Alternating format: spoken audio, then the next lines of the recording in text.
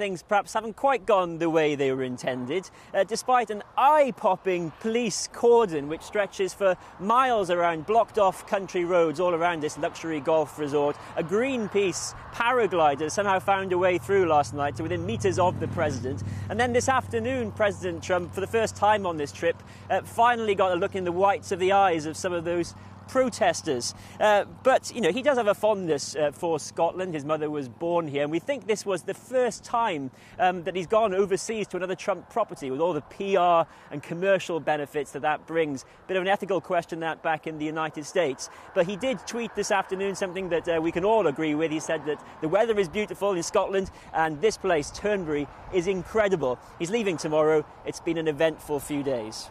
No Trump, no KKK, no Nazi USA, no Trump. It was one of the most fortified rounds of golf you'll ever see, on a visit that so far kept the US president far away from his critics. Donald, get tweeting quick! Nobody likes you!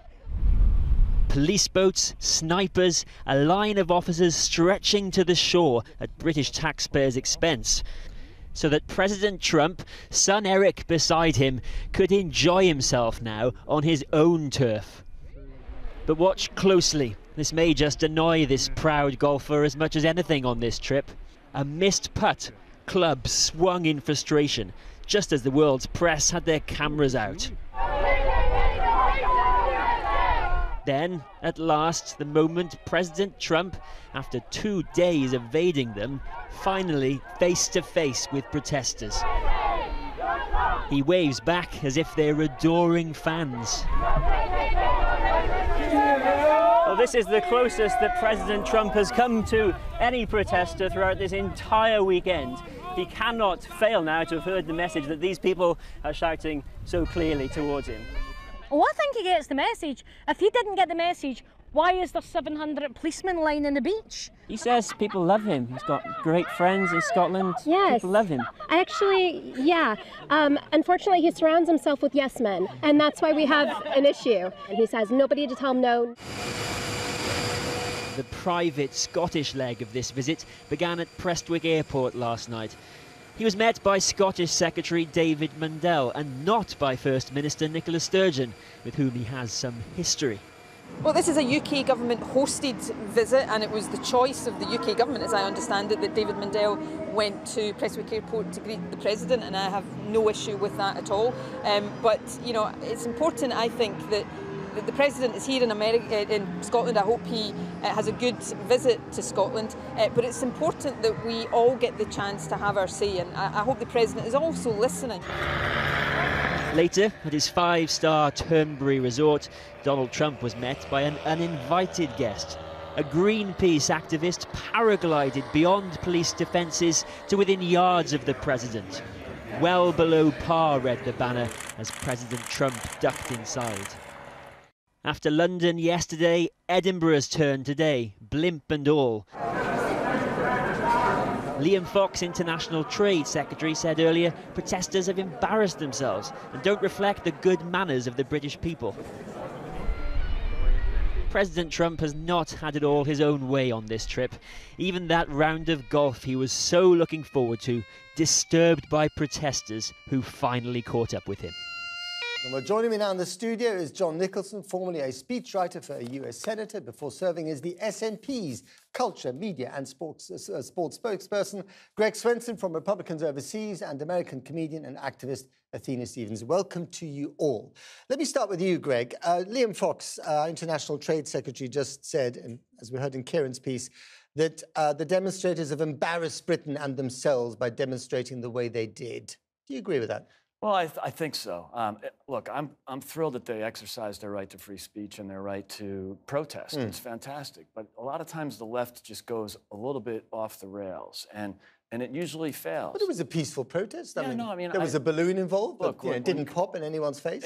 As it turns out, it was relatively. I think everybody got out unscathed. Everything worked out well. But if I were a strategist for the Democrats in the U.S.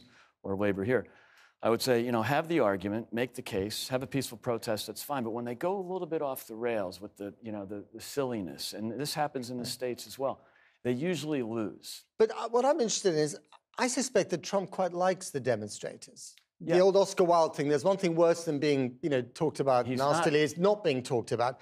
But also when he goes to a rally, and I've been to plenty of his rallies, he's incredibly vocal and nasty about people like us, the press. But he's not funny. And Never he's not funny. And he hates people laughing at him. And that's why the Trump baby thing was so effective. What is funnier than a giant inflatable Trump wearing nappies and a tiny hands clasping a phone? He hates that. You can imagine his fury when he Do you think that's right, Athena? I mean, you're a comedian. Is there anything funny about Trump, or is it all too serious to laugh at? Well, that's a loaded question in the one. But I think, first of all, this is a march led by women. With the Women's March. And I think, is it up to the layperson to be diplomatic?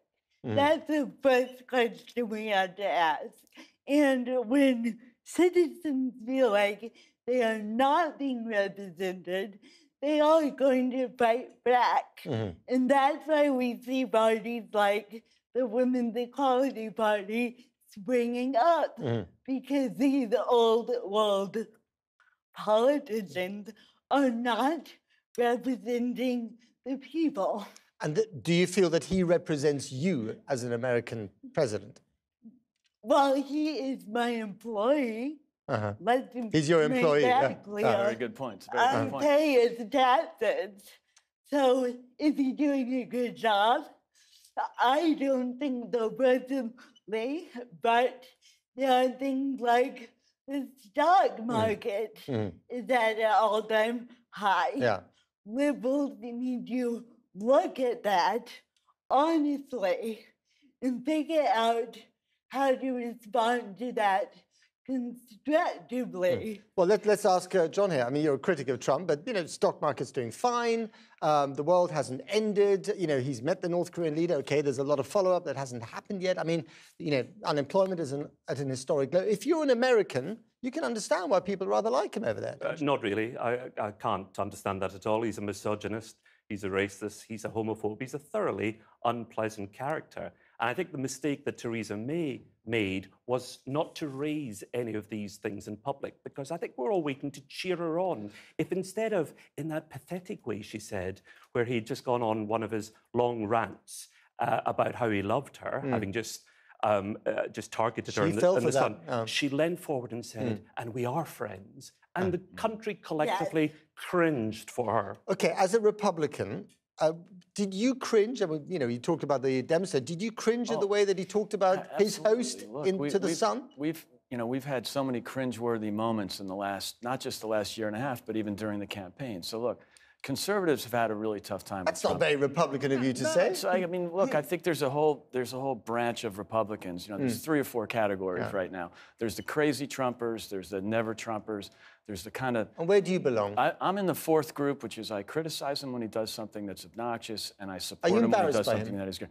There's many times where it's there's cringeworthy moments. I'm not embarrassed by him. He's just so rude, isn't he? I think just so rude. I think you're right. On and on about the special relationship. The special relationship. That Britain is supposed to have with America. What I would like to see as a spokesperson of the WEB is Theresa May set the agenda and not follow him around like a codependent relationship. Any relationship has to be built on equality and trust. We do not have that here. I think that's such a good point, because when you front-load a discussion with a special relationship, and these are the words that every prime minister wants to hear from the lips of an American president. It's pathetic. Yeah. Well, also, it may be that, but also, you're making it more difficult to come up with a trade relationship, aren't you? Well, because he's not going to be nice to us. No, but he's not nice to anybody, really. I mean, he's let's just he's say nice to Kim. He loves dictators. Right. I mean, look, there's an argument to keep your friends close and your enemies closer. So he's got this method of throwing a grenade in the room, backpedaling the next day, trying to patch things up. I'm not really sure he's got an end game. Look, to say he's disruptive is an understatement. He's rude, he's boorish, all that. But don't let that drive you crazy. But even Maggie Thatcher did a better job managing her friend Reagan than what we are seeing. It's true. It's true. When we look at this weekend, what do we see? We see him belittling the Prime Minister. We see him pursue his obsession with the Muslim mayor of London. We see him being incredibly discourteous to the Queen, walking in front. Well, I think that's perhaps a little bit unfair. I mean, that's his body language. You watched him with his wife. He walks in front of his wife. He's just he's a boor. Let's give him a pass. He's a boor. Do you know the country that I want to see? The country I want to see is what we've seen today. We've seen marches all across the country, but today the First Minister of Scotland is leading a gay pride march. That's what I want to see. Those liberal values being triumphed by our leaders. I can't let you get off the hook because the SNP courted him. Alex Salmond courted Trump and his money for years, and then they fell out rather spectacularly. It was, of course, the Labour Party that made him trade ambassador, which is something that you may have forgotten. And it was Nicola Sturgeon, who's leading the Gay Pride March today, who dropped him as the trade ambassador. But Scotland has had a rather complex relationship with Trump, hasn't it? And it hasn't always been this negative. Before he was a politician, he was a businessman. And of course, people want jobs. And every leader wants to court businessmen who they think will provide jobs. OK. Greg, I just want to ask you, I mean, here he is on this sort of, roadshow through Europe. It'll end up in Helsinki on Monday. There is a genuine fear that this man is tearing apart the Western alliances and the values that have kept us peaceful and prosperous since the Second World War. What do you think? I think that's exaggerating. Look, he's got very, very bad manners. He, as I said earlier, he throws a grenade in the room. He doesn't do things in the traditional way. But does he believe in NATO? Does he believe in the EU? Does he believe in the Western alliance? Look, I think what everybody has to get used to is he's going to do obnoxious things, but he doesn't really have a powerful governing philosophy. He's done some very good things for conservatives in the last 18 months. But no, doing all this, I wouldn't speculate too much on what he's going to do. We've run out of time. Got to leave it there. Athena, Greg, John, thank you very much. Thanks, Matt. Thank you.